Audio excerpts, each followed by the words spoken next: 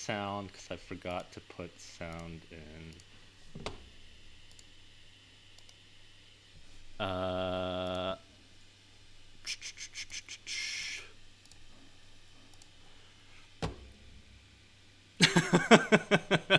uh, hold on, hold on. Forgot to put.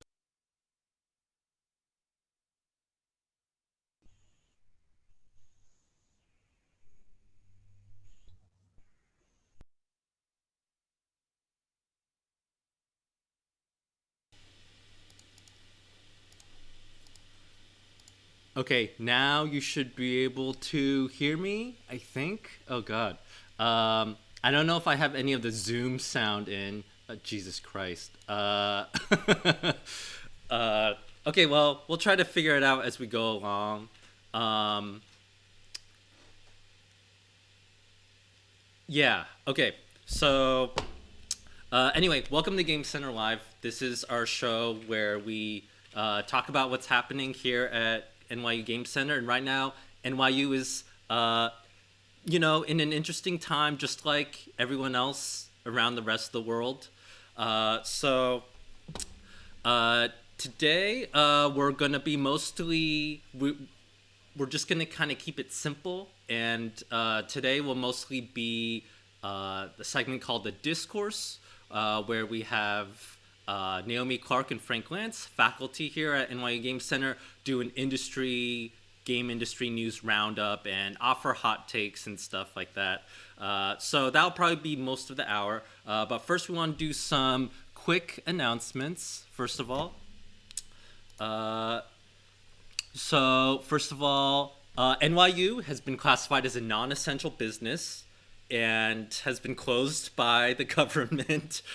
So, needless to say, our events like Playtest Thursday and 5v5 Fridays are unfortunately canceled for the time being. Sorry. Stay safe, everyone.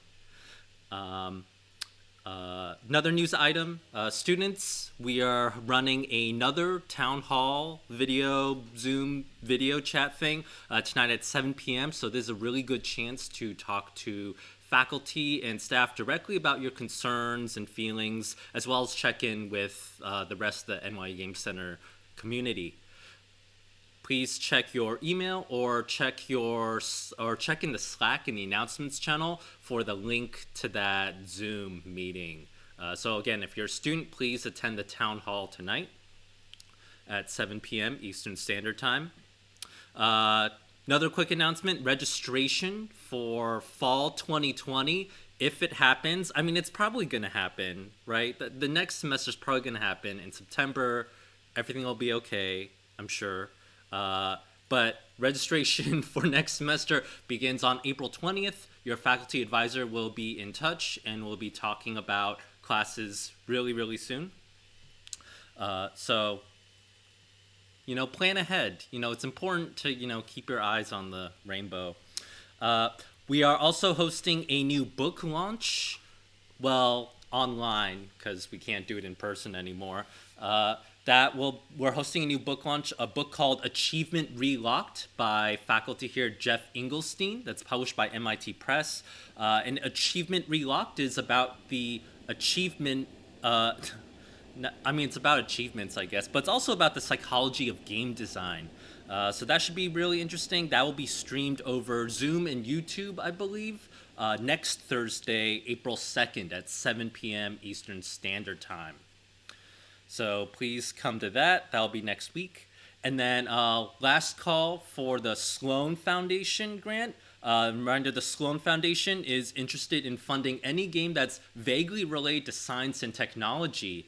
And oddly enough, science and technology seem to be pretty important in this current zeitgeisty kind of moment. So definitely try to get that money if you're interested in applying to the Sloan Foundation grant. This is open only to Game Center students. Please talk to Dylan McKenzie for more information on that. And let's see, I think that does it for today's announcements. Maybe now's a good time to transition over to Zoom and see if the audio works on Zoom.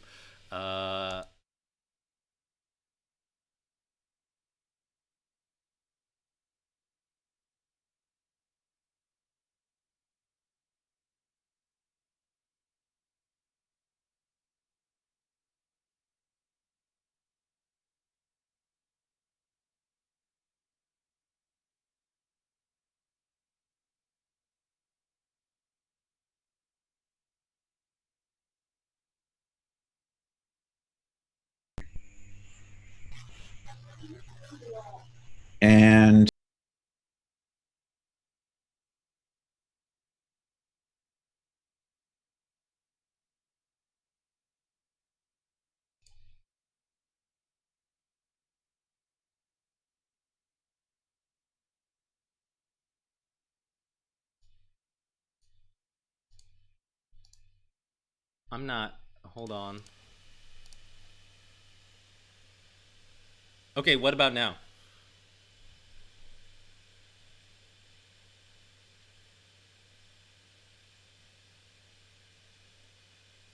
How is it not?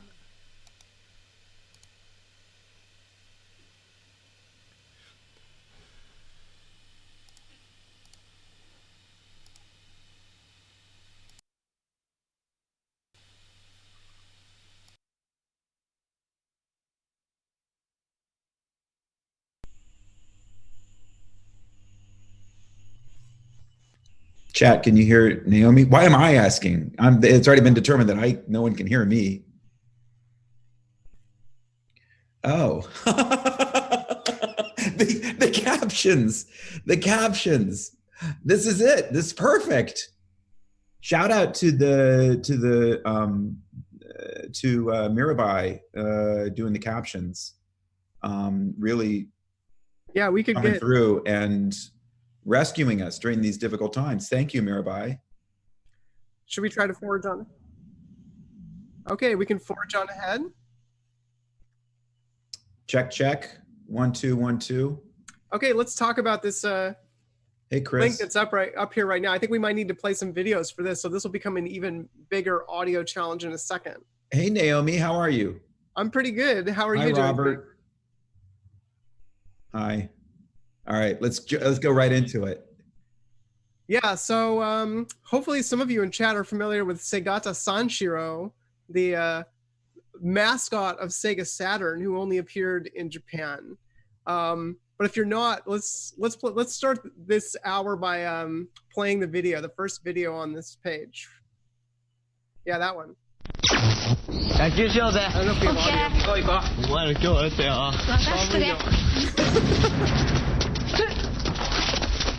audio. You don't really need audio. You can kind of imagine what's going on. This guy's a judo master. He's beating up some teenagers for no apparent reason. Maybe they're delinquents. Well, they were going to play baseball. That's right. They were going to go play baseball. That's right. Instead, why would you play baseball? Right. The message at the end of each commercial is, "You must play Sega Saturn." And so apparently, people can hear the audio on that video. Oh, that's good. Yeah. That's good. Yeah. And in Japanese, the way that sounds is Sega Satan Shiro. So his name is a pun. And now, the 60th anniversary of Sega, they've released a new commercial. Let's play this one. Yeah, these three girls are talking about what they're going to have next after their bubble tea. And this guy, his slogan that he keeps saying is, "What's next is Sega." After the Heian period, what's next is Sega. And what's after Sega? What's after Sega is Sega. And his name is Sega Shiro, which just also means do Sega or play Sega. So there you go. And are these people now? What's the connection between these two, the two actors? Yeah, so the two actors are in fact father and son. The judo champ in the previous commercial is the father of the Bishonen school guy, and actually he's wearing his father's judo gi top. That's what's over the cape around his shoulders.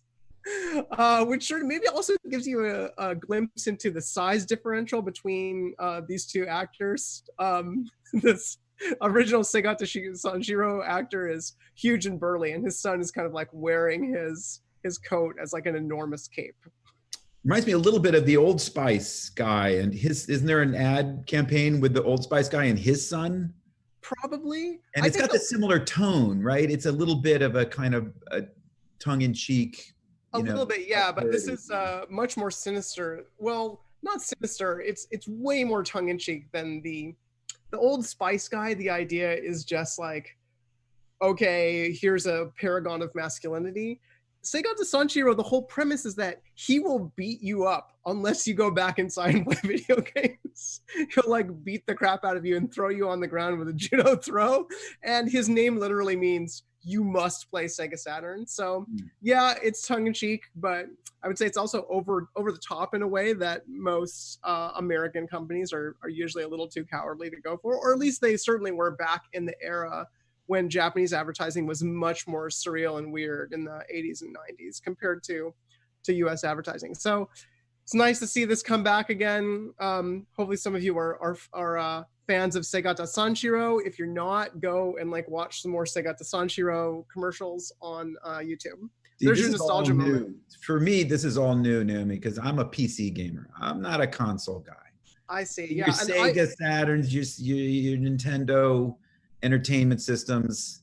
It's not for me. That's not my style. Although I did buy I bought a Switch. Oh, you have Ring Fit. And I got Ring Fit, which is apparently like a coup to be able to get a Switch and Ring Fit. Yeah, when did you get that? I mean, a week ago. I just went on Amazon. How much did you pay for it? Like $700? No, I paid a normal amount. Wow. Yeah. No, it's become incredibly expensive to get those. I mean, this was like, and so now I have it. I'm gonna experience all the pleasure of this. Maybe you know what? This might be. No. I had a SNES. I guess I had a SNES. I played a lot of SNES games. I must have owned a SNES at some point. Probably. Do you have a Nintendo 64? I don't think I ever owned a 6. I must have owned a 64 because I played Mario 64. Yeah. Whatever. I mean, I always own consoles, but it's just never really been a big part of my identity. You know what I mean? Like they just feel like, I don't know. I'm a PC gamer. Right. There's a real class division there. I have to point. Between PC, like you're saying, PC's up here and consoles are down here. Consoles have traditionally been more accessible to people without as many funds, in part because they're just cheaper to buy new, and they are more widely available used in a way that you can sort of just go pick one up, a used console at a game store, plug it in, and get it working. Yep. What's that? What is the class landscape now? It's got to be mobile versus PC, and then with maybe console at the top now. Yeah, well, it's Android games and web games on mobile. Yeah. Right, and then iOS is a sort of a tier above Android. So I flipped it around on you, Naomi. You tried to, you got to be careful. Yeah, well, that's like that guy, did a little judo on you. I don't know. Yeah, PC. I'm not sure where PC sits. There's the PC gamer is still sort of at the top. If you have a custom setup to be able to play high-end PC games, to do that sort of, play The Witcher 3 on PC. Maybe VR. Maybe VR. Yeah, VR. The top of it. Yeah, you have a room scale VR rig. Right. Magic Leap. Maybe the 3 people that own Magic Leap are now, at the peak of the Maslow pyramid of. Wait, Chris is saying that you can get Nintendo Ring Fit on Amazon right now for $260. Yeah. Yeah, you know what? I'm not sure about this. I've looked, and there are a bunch of products that say they're Nintendo Ring Fit, and it turns out it's just the leg strap being sold for $60. Are you saying this might be a brick? I haven't opened it yet. Well, presumably you have the. Do you remember? You got it with the console, right? It was a bundle on the street, and you would get it home to your apartment and open it up, and it would just be a brick inside. Well, here's the question. Is there actually a little tiny cartridge in there? Because that's the thing that is in high demand. If you just got the steering wheel and you paid for that, then you got ripped off. Maybe we can find out live. I'm so nervous right now. Yeah, see, this is what I'm seeing when I try to look for a Ring Fit adventure, because I had the same thought. I was like, I'm going to do Ring Fit, and I tried to go on.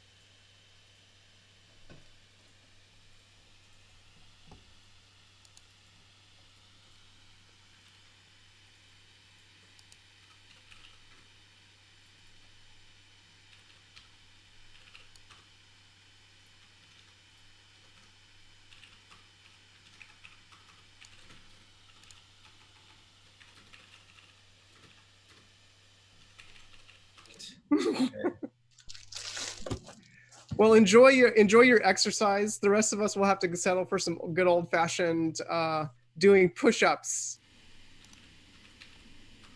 teen living rooms. It builds character. Having to exercise without a computer game or video game is good. It builds that kind of hardship can really help forge, your character. So Right. Whereas having a Ring Fit will forge something else, presumably. geez, that's what Yeah. I'm All thinking. right. Yes. We'll Yeah. see. We'll see. What does the Ring Fit even actually? Is it this? Is it? It's a couple things. You get a leg strap that goes around your leg, and so you have to move your leg around, at least one leg, and then you have to do various motions. Well, I'll keep you up to date on how that's going. I'm glad to see you're But drinking. no one water. wants to know. Wait. Let's keep moving to Next. more links that we had actually prepared in advance. Yes. All right. So unfortunately, we're reaching the coronavirus section of our news hour. What we often do for the discourse every week is look for how the mainstream news outside of gaming press is talking about games. This last week or so, it's almost entirely one set of things. It's all about, here's some games you should be playing while you are in social distancing mode or isolation or quarantine. And hey, games are doing great. Economically, games are doing better than all of these other entertainment sectors like movie theaters, right? So it's surreal. Like, I have not seen this for years. The fact, like, a phenomenon where every bit of coverage about games is about the same thing, just all revolving around how many people are playing games while they're stuck inside, how that's okay if you play games while you're stuck inside, a bunch of games you should play while you're stuck inside. I'm like not even quite sure how to respond to this psychologically as someone who makes games. Yeah, I mean it's weird.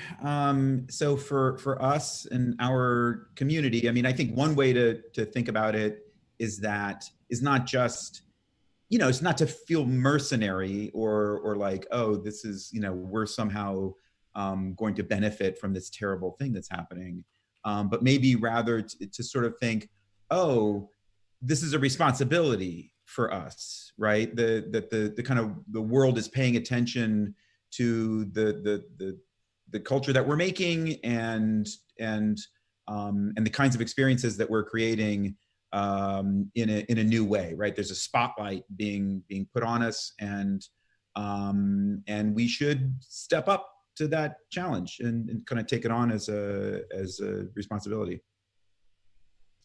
Yeah, I think it's interesting. I guess at first, my first instinct was, oh yeah, we should talk about what games people should play. I solicited ideas. There are a bunch of people posting on Twitter about this, and then the news stories started to come out around about the same thing, and it's really I guess it's probably my own position within gaming and thinking about like what I consider to be interesting games, the types of games that I wish people were playing more of, are definitely not what is being promoted in the press right now, right? Actually, yeah, go to the next story and we'll kind of see the. Oh, actually, this is interesting. Should pause here. This is. Let's look at this for 1 second, because Steam has hit new peak concurrent users. Right. So there's a part of the story is the massive increase in people playing games, and so on Steam there's a huge. But like, can someone explain this chart to me? How is this a useful chart? Like, I love that there's a chart here, and it's like, oh yeah, so we're going to look at the data. But like, look at this. Go up to the graph at the top. Like, what is that? Like, how is that useful? How is that chart? So then it's like, oh, if we wanted to look at this on a weekly or monthly basis to compare it, what would you even do? This is really so this is a peak. This is a peak concurrent users, right? For the last 5 days or something. And so there's basically no information here except that it goes up and down across the day. Right. But then it's like, if you go to the bottom and it says, oh, I want to compare it, click on the plus sign to compare. And then it's like, where is the plus sign? Go ahead and click on the plus. Is that a plus? That's what? It's so anyway, that's. Yeah, it's more important for technical reasons than for any kind of cultural reason, right? To understand like how many people are using a service at its peaks, because otherwise it'll go down, right? So if you're a server admin dealing with people logging into Steam or buying things on Steam or using Steam, they're the people who really need that graph. Yeah, but I mean, from a Tufty-esque perspective, it's not a good graph. Maybe not. Yeah, right? Possibly not. It's not like watching Napoleon. You know what I mean? Have you seen the Tufty graph with Napoleon's retreat? Now that's good information design. That's a Charles Joseph Menard graph. Thank you. Now, see, this is what you tune in for. This is the kind of erudite gamer news analysis. I think you're that not the gonna real get the real from question Tim is, Rogers. You know, you're not going to get this from PewDiePie, right? You're going to only get this on the discourse. it's true. Yeah. Let's go to the next article, which is what I was thinking was next. This is the New York. Oh wait, this is about mobile games. Go to the Peter Suderman article. Yeah, go to the Peterson. It's the next one. Sorry. Yeah, this is the good stuff. We got to talk about this. So this is interesting. This guy is an editor at Reason, which is a rationalist publication, kind of libertarian magazine. Libertarian. You're right. And for some reason, he has an op-ed in the New York Times. Libertarian. Yeah. Yeah, and he's saying like, oh, this is a really good time to play video games. So it's very interesting that this is coming at the New York Times saying like, hey, everybody play video games. But then if you read the article, it's basically about, look, this is a really difficult time. Video games, what they do in our lives and in our culture is provide frivolous escapism that has nothing to do with anything. So and that's what we need right now. That's what we need right now. Feel guilty about it. That's the tenor of this article. Yeah, and so I actually kind of like this article because so it's Peter Suderman is the husband of Megan McArdle, who's a libertarian gadfly and a favorite punching bag of Chapo Trap House. You may have right, okay. If you're a Chapo fan, because they love to like tear Megan McArdle a new one. And so they're sort of a libertarian power couple, and that's just a side note about the context, the sort of larger context of this. The thing I kind of like, because I actually, I don't hate Reason magazine. I mean, it's not mine. It's not my scene. But I don't find them beyond the pale or completely, outrageous. I think, but I actually, the thing I kind of like about this article is that sometimes someone will just do a really careful and clearly articulated version of a position that you disagree with. And it's useful. I think there's something useful about seeing, because we spend so much time in our bubble talking about games as culture, thinking about them as an aesthetic form, talking about their richness and complexity and how they have all of these different dimensions of expressivity and performance, and you know what I mean? And it's useful to see this perspective articulated in a really careful, clear way. And there's some truth to it. You know what I mean? Like, so it's not my perspective. I mean, but I do think there's something genuine about this Suderman article that I think is worth engaging with. And a lot of what happens with people who teach game design and game studies people and game scholars and game designers is we're constantly in this battle to elevate the status of them. Why aren't games treated with the same reverence as film? And how can we get up on that stage and take our rightful place as a sacred ritual, the way film and theater and dance and music are? You know what I mean? And it's like there's something interesting about the fact that games aren't up on that stage, right? And I think it's not all bad, right? I think there is a sense in which games will always have this weird outsider status, right? They do not easily fit on that pedestal, along with these other kind of like sacred, special, kind of forms of culture. And that's maybe part of their strength, right? They have this weird outsider status. They always will. They're not just, they're not just an escape from seriousness. They are anti-serious in a way, right? They are different from stories and song in a way that makes them hard to elevate to that special status. And and part of what Suderman is talking about here is their ability to provide a kind of comfort for people in difficult times. And I think that there's, I don't want to say that, oh yeah, that's the primary thing that games are. They're tranquilizers, right? But I do recognize that that is an element of what games are, right? And there are, there are games that I've made that I think one of the main ways that they bring value to people is as a kind of comfort. I know people who have terrible anxiety problems who play Drop 7 or Universal Paper Clips, and find something there that provides them with a kind of comfort and relief. And I don't think there's anything shameful about that, even though it's not the main way I want to frame my work or think about what I do. And then there's this trope about Citizen Kane. Where will there be where is our Citizen Kane? Where is this great masterpiece that everyone will have to recognize as a high status, deep, beautiful work of art? But I invented this other term, which I want to suggest as an alternative, which is the Casablanket. Do you know what I mean? Does that make sense? Like what? Like a Casablanket. Like as the comforting form of blankets can be works of art. Do you know what I mean? True, it's true. Or cultural expressions that you wrap around yourself to keep yourself warm, or to protect yourself and your baby. You know what I mean? And a blanket in some cultures can also be a work of art. So that's what I want to suggest, is that we embrace games outsider status.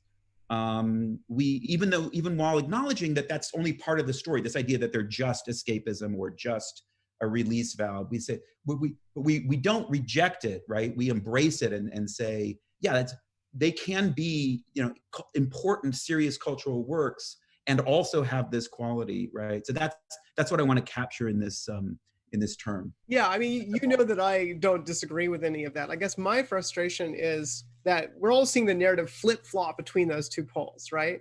It's like some people are like, no, games are really important, meaningful works of high art that they can change people to make them better or whatever, right? Like the boosterism. And then they sort of flop back to the other way of like, nah, games are just stupid, frivolous fun.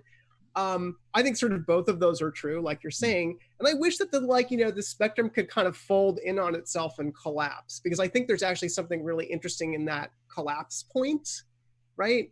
Where it's like, actually, the fact that games are not the same kind of culturally uplifting, like inside the beltway of high culture status, that's actually leads us to somewhere new and different that isn't just like, there's something better in the fact that we're doing all of these like tasks or playing Destiny way too much or whatever, like Suderman's talking about here. That's more than just like, oh, good, I have a little pacifier to stick in my mouth while I'm freaked out. And there's nothing wrong with that. There's nothing wrong with the security blanket, but there's something like, okay, when I get under that blanket, I don't just find a place I can curl up. There's like some sort of deep hole in there that I can go into, right? Yeah, like that's I right. go into There's some other place and I start to hallucinate when I'm like sweating underneath the blanket. Like that's the stuff that I think is interesting. Yeah. Right. I love that. And none of these articles have really gotten to that point, right? Which I wouldn't expect them to, because whether the cultural discourse around games, the Suderman article is like the water level, right? It's the level to which everything sinks back. It's like, hey, it's okay to play games. They're fun and distracting. That's great.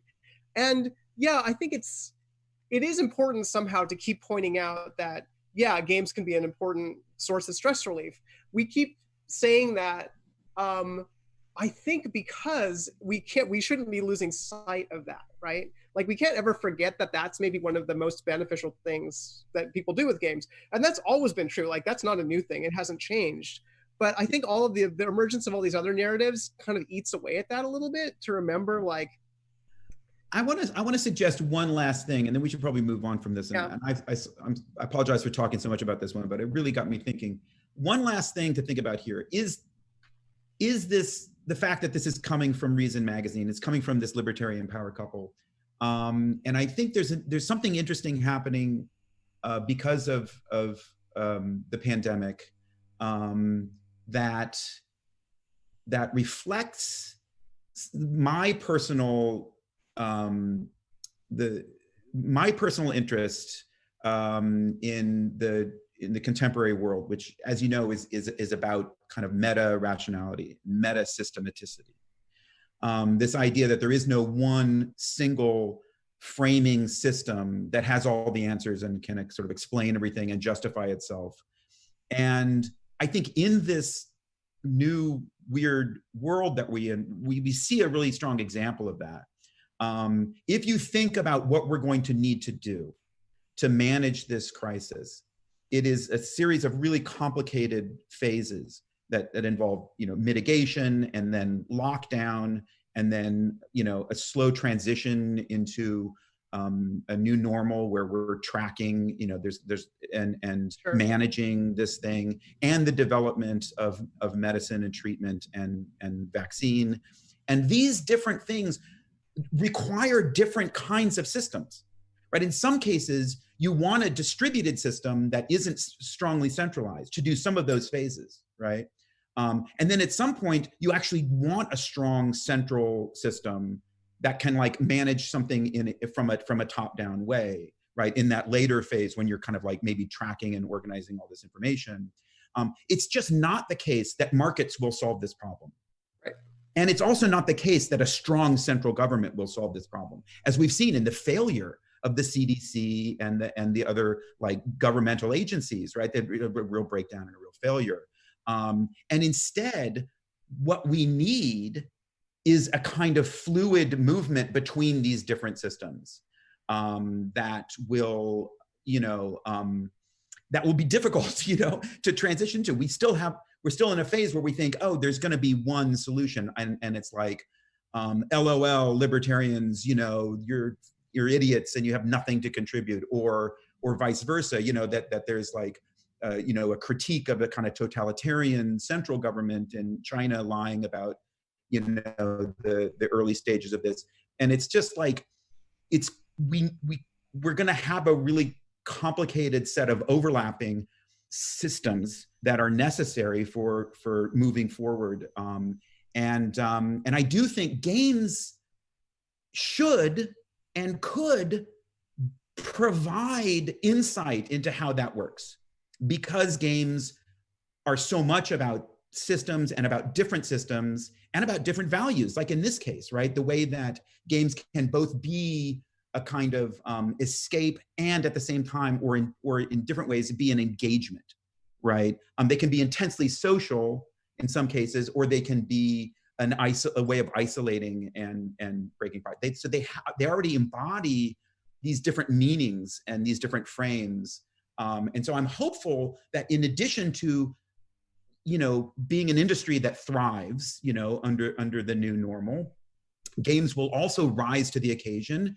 And the people who make games and play games will try to develop deeper insight into how making and playing games can make us smarter about these kinds of questions about politics and society and culture. So that's my dream. Yeah, I like it. I mean, actually, maybe just by virtue of having more people who are thoughtful, spending time playing games, there is going to be a swell in people thinking and talking and writing about games from a different angle, right? As a result of all of this. So hopefully that's the good part of the surge. It's not just the, Blizzard Activision stock going up. But let's go to the next one for an interesting example of one particular game and its response, because this game is on an interesting dividing line between what we have just been talking about and its endemic creations, Plague Inc. Do we have that story? Right now it's just full screen me. I'm broadcasting from nowhere, by the way. Yeah, so Plague Inc. Is originally this game where you play as a virus, and then a bacterial plague, all sorts of things, and your goal is to kill humanity. So there were some news stories about this that came out, when the coronavirus epidemic was really starting up, and now they're adding a new mode that flips it, where you play as the humans in this simulation. So on one hand, it's like, okay, yeah, that's a feel-good move, but then also what's really interesting, Plague Inc., for those of you who haven't followed this game, has a ton of game modes, just a ridiculous number of them. It has game modes about fake news and the spread of information, which works slightly differently than the spread of like pathogens. It has a mode that's all about trying to promote your Kickstarter and get and sell products and do fulfillment and stuff like that too. And this is all because under the hood, Endemic, the creators, and particularly the lead designer of these systems, James Vaughn, their approach is just to make an extremely thorough, detailed simulation that's under the hood of this game. And what that means is all you have to do is tweak a few things on the outside of the simulation, and suddenly you have like a really different game, right? So it so strikes smart. me as it's so clever. I love that they did this. I think it's a really interesting story, and also part of the story is that in addition to creating this new mode where you're fighting the pandemic, they also donated $250,000 to the efforts to find to deal with this thing and find a cure.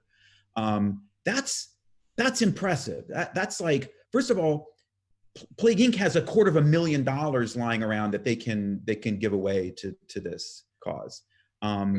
This is a good example of how there are these little games out there that people don't really talk about much, don't pay a lot of attention to, that are like incredibly popular and successful.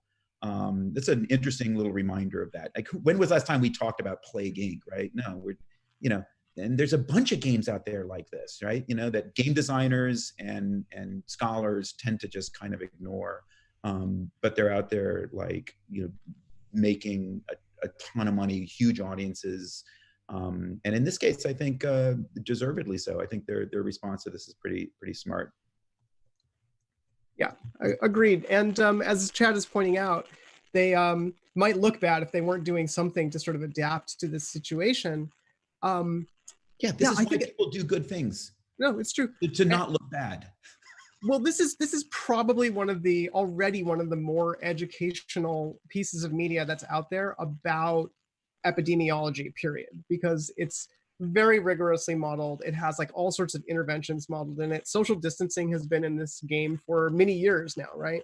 As one of the things that the human side does to try and stop the limit of the virus. All sorts of things that are happening in the news right now are already modeled in this game. So on one hand, you could say, look, they were already doing good, but they did get some bad press a few weeks ago because they had to put out a statement. I think maybe even Apple did something saying, look, this game is not actually, shouldn't be looked to as a source for how the coronavirus actually works. It's a more abstracted simulation that won't tell you exactly what's going to happen in this situation. And plus, it has a bunch of these science fiction-y scenarios in it. There are zombie plagues and vampires and things like this in various modes of the game, because they've kept updating it to keep their business running over the last 5 years or whatever. And so it's a funny mixture in different places of the experience between fact and fiction and science and sci-fi that I think is also kind of straddling this weird line between, if this was just purely an educational product, it wouldn't have gripped as many millions of people's imaginations as it has. Yeah. Let's keep going. Let's get to the big story before it's too late. Oh, GameStop. You know what? Forget this. Forget GameStop. This is the big story. This is not the big story. You'll go back to talk about Animal Crossing. Just scroll down to the cops. The photo of the cops. Photo up on the screen, real quick. That's such a beautiful photo. There you go. Yeah, the cops in GameStop shut down GameStop. I love these cops. Look at them. I would watch a TV show of these two guys going around to all of the GameStops. Being like, look, telling man, them they have to stop. You're not an essential business. Get everyone out of here. GameStop right? cops. Would you not watch that show? Come on, look at these guys. God bless them. They're doing the Lord's work. Shut them all down. Fucking yeah, GameStop. I have to admit, so GameStop's rationale for that they were an essential business was that, look, we don't just sell games. We sell a bunch of hardware and things that people need in order to work from home, in order to communicate. Tell it to the judge. Well, so hilariously, right before they said that, I had bought 2 things from GameStop, which they brought from a store. Wash your hands, Naomi. What? Wash your hands. Are they?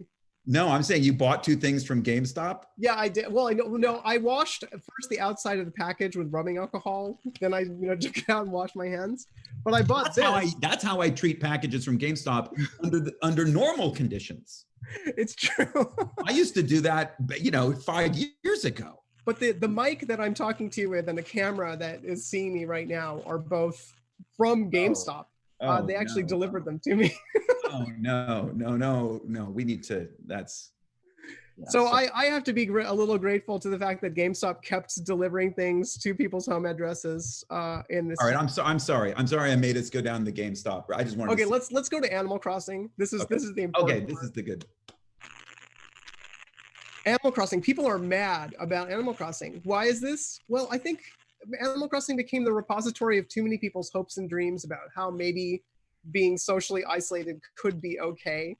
And it turns out that a lot of the multiplayer in Animal Crossing is completely terrible. Like they just messed it up compared to the earlier iterations in the series. You can't really play this game with other people in your household unless you have multiple Switches. Do you just share an island? I'm planning to play it with Hillary, and it's going to be until they patch it. It's going to be share hard. an island. Is that okay? Can you do that? You can, but one player is the primary player. It's like having this is the way for some reason a lot of service-based software works now. It's kind of a user management paradigm that's taken root over the last decade, where there's one primary user. They're like the sysadmin user, and then everyone else is a secondary user. So the secondary user can do very, very little compared to the primary user. The primary user is the only one who can actually sort of make decisions and move, work towards quests, even find out like what the quests are in order to unlock the next thing to like get more stuff in the store or whatever. They'll patch this. Do you think they're going to patch this? I think they will. I mean, look at the headline. Such a design flaw. I think they didn't get it right, and they'll fix it. Yeah, it's shocking to me because this was like the cornerstone, the foundation that the original one was built on, right? Was this idea of like, hey, you all have your own house in the village. Really, within a single console, having multiple users was, because I always thought it was between console social. No, it was the GameCube, right? It was a little bit before online consoles. Okay. And so the idea was, everyone had their own house. You could log in, play, do your own thing. Everybody was independent. Now everyone is subordinate to whoever started playing the game first. All right, so here's strange. The lesson that I would like to say to draw from this, especially for the game design students in the chat, is game design is hard. Like, this is Nintendo. Like, Nintendo's not messing around. They probably had the smartest people in the world thinking as hard as they could about how to do this, and they screwed the pooch. And this happens all the time. If you pay attention, it's like when Diablo 3 came out in the auction house, and it was just like, people were like, no, this is just broken. Like, this just doesn't work. And it's like, you don't think they thought about that? You don't think they spent years like tinkering and figuring, and then it's just, you realize, oh no, this is just straight up broken, right? That happens. It happens all the time. So think, when you're doing your own work, and when you're struggling with your own design problems, like, take some comfort from the fact that even the most highly paid experts, the geniuses on whose decision millions of dollars of this big important global brand, they're just constantly just shitting the bed, because game design is so hard, right? So it kind of frees you up to just do your best, try and often you'll outdo the so-called experts. Yeah, this case I think is particularly interesting because the original Animal Crossing did get it pretty much exactly right and was kind of one of the first of its kind of asynchronous local co-op. Like, there were very few games like that. But what I think has happened over time is that the Animal Crossing team has pressure to improve and change and respond to players, right? To incrementally fix and upgrade their game. And that always runs certain risks, right? You're going to start optimizing for a certain type of play or a certain type of player who's like a big part of your fan base. Animal Crossing, if you look at it over time, has gotten better and better for single player play. And I would assume that is the result of a bunch of forces acting on the Animal Crossing team, demand for like well, I don't want to have to play with someone else. I don't want anything that's dependent on other players. They're like looking at their prototypical user, and it's someone who's playing by themselves. And so then we get to this point where it's fascinating. We're like, okay, now multiplayer and this original, like really distinctive async couch co-op that the first Animal Crossing had has kind of fallen by the wayside in favor. And like now Animal Crossing, the character of it is more about these recurring animals who like Isabelle or Tortimer the turtle. Well, maybe he's not in it anymore. The camel who comes and brings you wallpaper. Like those are like the mascots of Animal Crossing because that's what the fans know and love. And it's like more on the surface, right? The things that they're really preserving from one iteration to the next. So you can lose your way really easily. I think that for me is a specific design lesson. As you keep trying to be responsive to a community or like keep up with the times, Right. the pressure from executives or whoever people are telling you to do. By the way, I'm not trying to suggest that the designers on Animal Crossing are idiots, right? I think No. they are genuinely smart people, and I also think they're not like greedy or making some kind of moral mistake. I think they have a proven track record, and I think that, you know, I respect them, and I think they're really genuinely excellent designers. But you know, it's just really hard to balance all of the different things you're trying to get right when you make a game like this. And I love it when there's a big screw up. It just gives me, it just makes me feel a little bit better about the screw ups that I make and the difficulty I have, you know. But let's also be honest, like they were never going to get away with launching this game and having it be the savior of like everybody's isolation without running into just any number of criticisms, right? Like if it wasn't this, let's go to the next stories. There are a whole bunch of stories critiquing the experience of Animal Crossing for a number of different reasons, right? So Gita Jackson points out that some of the politics in Animal Crossing are a little weird. You have to go to other islands and kind of cut down all their trees and hit all their rocks to get resources, and it's a little bit right. But this is more. I like this article, but this is more of like that's always been part of Animal Crossing. Yeah. Right? Part of the Animal Crossing experience is that it is this combination of cuteness and comfort with a kind of like weird parody of instrumentality, right? A weird, like you're constantly grinding away to recover your debt, and you know what I mean, to make good on your mortgage. And so it's always had that kind of like thread. I think that's just good Animal Crossing content. Right. Although it's different now, right? That kind of critique used to be focused on Tom Nook, right? And your mortgage. Now it's like, wait, we're going and exploiting other islands to bring stuff back to right. Our new colony. Just a shift. That's just a shift in like what is trendy critique, right? What is trendy social critique, and colonialism and imperialism is the new way that things get framed, where it used to maybe be, you know, about debt and home ownership. I think it's interesting. Yeah, I mean, I could go on at length about how the Tom Nook as a character is really a callback to the way that villages worked in 18th century Japan, and how debt was actually a good thing that bonded people together. But we don't have time for that on the discourse. Or do we? That's maybe the only thing I've got time for. I love that shit. So, sorry, I'm gonna try to stop swearing. I apologize, everybody. Yeah, and so if it's not critiques about colonialism, it's also like Animal Crossing is actually too stressful. You keep going. There's more stories, right? Like Animal Crossing is a little bit too much like working my day job. Animal Crossing is tearing my family apart because it's designed to have scarce resources, and then we fight over who's going to get the fruit. This is also, to me, this is the deeper, more interesting stuff about why it's not quite designed well for multiplayer, because now it's like it is a little bit more rigorous. It's not as relaxed in pace as the earlier Animal Crossings, and yet there's no way to really work together to increase the harvest in this game, right? So it's fascinatingly broken. Wait, what's chat saying? That about 18th century Japan village debt. So I can explain really briefly. So the Animal Crossing came out at the end of one of the longest recessions in recent Japanese history. when Japanese homeownership had dipped to an all-time low, and the population was more urban than ever. And so there was a ton of advertising in the 90s and early 2000s that was all centered on this idea of the furusato, which is the sort of the old Japanese village home.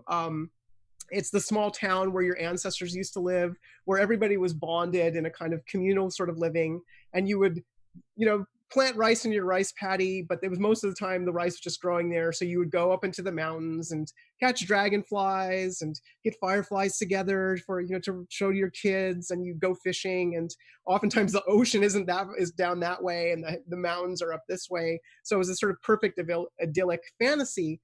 And like all sorts of internal Japanese tourism are built on this idea, right? Like, hey, get back to the Furusato, like take a trip up to the country, buy your train ticket today.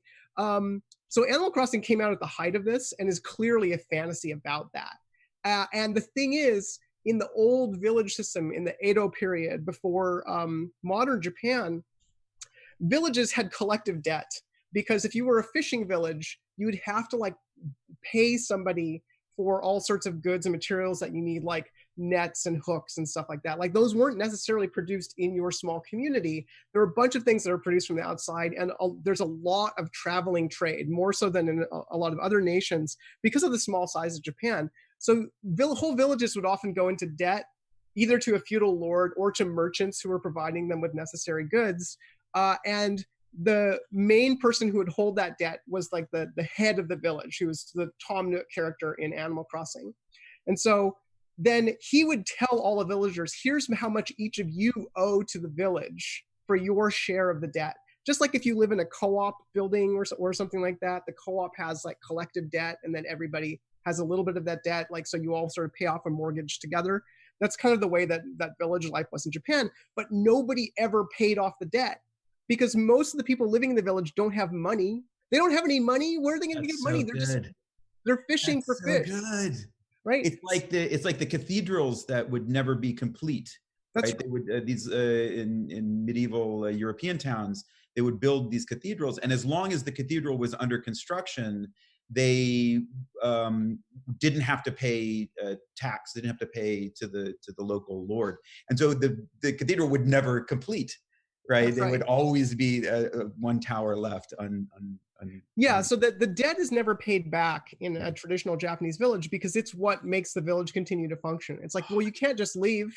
You owe this village like the last 10 years of like your fishing nets and whatever. And so in Animal Crossing, you're basically adopted into a village. You're a human child who's like taken into this animal village, which to me is very like also of the time. It's like the sort of Miyazaki Spirited Away kind of fantasy. And then they're like, okay, well, we're going to do you a favor, because then you'll become indebted to the village.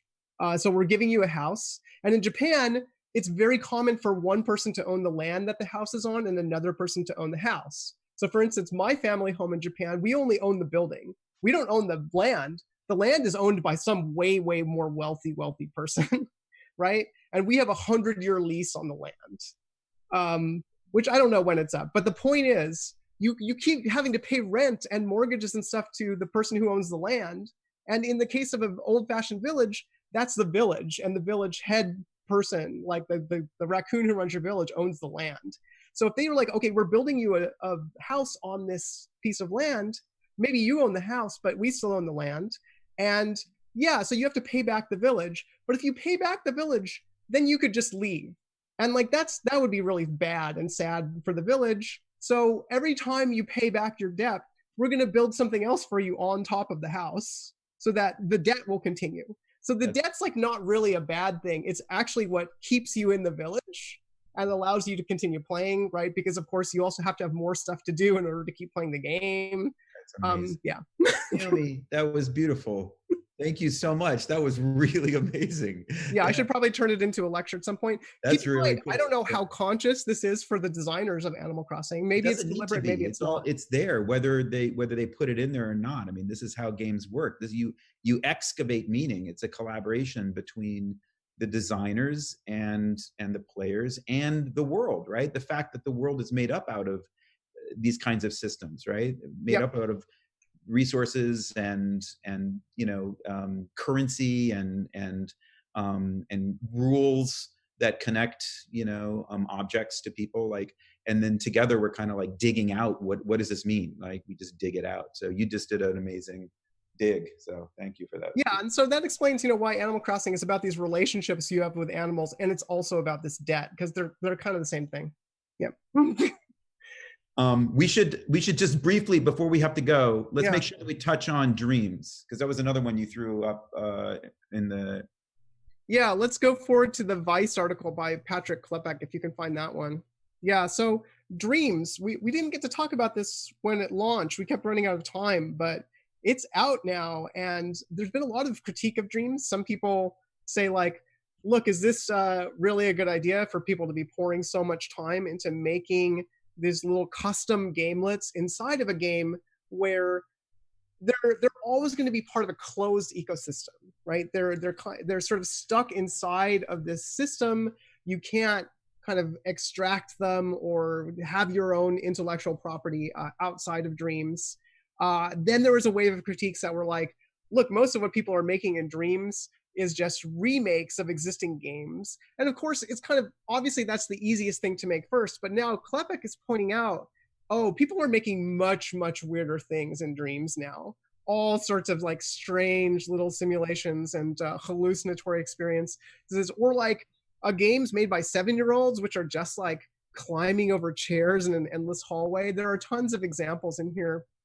And yeah, I haven't spent much time in dreams yet, but yeah, I think there's something really interesting going on here. It makes me wonder whether in a year or two, we're going to see a lot of 18-year-olds turning in dreams creations as part of trying to get into the Game Center as undergrads. Yeah, I think it's super interesting. I think there was, I forget who mentioned it, but in some ways, dreams looks like it could be turning into a kind of a Newgrounds style community, which, RIP, that kind of underground flash subculture of just weirdness. And, there's a bit of that on Steam, which I think gets overlooked a lot. Like just these kind of like weird underground scenes of people making strange games that are very personal and eccentric and idiosyncratic, and many of them are like jokes or trolls or like weird self-referential concept art, and I just think that there's something really nice about that. And then the other thing that I think is important to note about dreams is, from a technical point of view, I think the reason dreams looks so good is because it's all done using this technique called signed distance fields. This is an interesting kind of alternative way of doing 3D graphics. That's, I guess, like sort of somewhere in between the kind of standard polygonal model and a kind of a pure voxel volumetric way of doing things. But I think it's one of the, I think dreams looks great, and I think it is this particular technique. So I'm really interested in that aspect of it, these SDF graphics. Yeah, I think it's there's no question for me that it's, if people are able to mess around and learn a bit about game design and game development, I think if you look through the stuff being made in dreams, it's quite different from what's coming out of the indie scene or game jams or any number of things. There's all sorts of unusual things going on, partially of course informed by the grammar of the tool, but it says to me that there are different people engaging with this and learning something. So as a learning experience, to me, it's great. I hope we see this stuff showing up in people's applications, that they go on to like maybe want to learn more about game development or work with other people in the community, like the Game Center. It's clearly better than if it didn't exist. And whatever the faults are, like Dreams is not a place where people are going to make a bunch of money off of their dreams projects, right? But that is maybe the much smaller point in all of this, in the purpose of this weird tool existing. Yeah, so yeah, I would love to see students submitting this kind of work in their portfolio for Game Center applications, for sure. We're at 1:00 now. Should we wrap it up? Yeah, maybe that's it. Maybe that's it for the discourse. we have some, just to maybe billboard what's coming next week. We have some leftovers that I definitely want to get to. We're going to talk about this roguelike article because I think that will keep, and that's a really good one we should dig into. For sure. And there, yeah, we have a bunch of good long reads to recommend to you if you are looking for things to read in the absence of other stuff you might be doing by staying inside. There's some really good, like level design long reads we're going to recommend too. How many people did we get, Robert? What was our peak? Did we get up to 100? I have no idea. Okay, cool. Yeah, I don't either. I don't even know how to measure that. You can go. I can count them. Should we just go ahead and count them all? No, maybe. It's definitely not 100 right now. It doesn't look like we got to 100, so I guess you were right, Robert. You should never stream to the stats, though, right? That's one really important tip, right? Don't look at your view count while you're streaming, because then you just start playing weird mind games with yourself. Like, oh, viewership went up when I said this. I should say that more often. And then it just messes with your brain, you know? As if the turnaround is that fast. I don't know. Some people might. I don't know.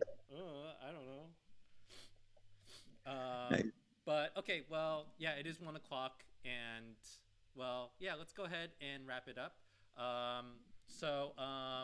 Thank you everyone for tuning in.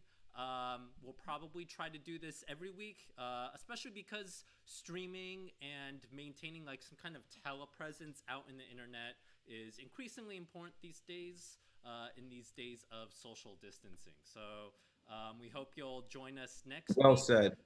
Thank you everyone for hanging out in the chat.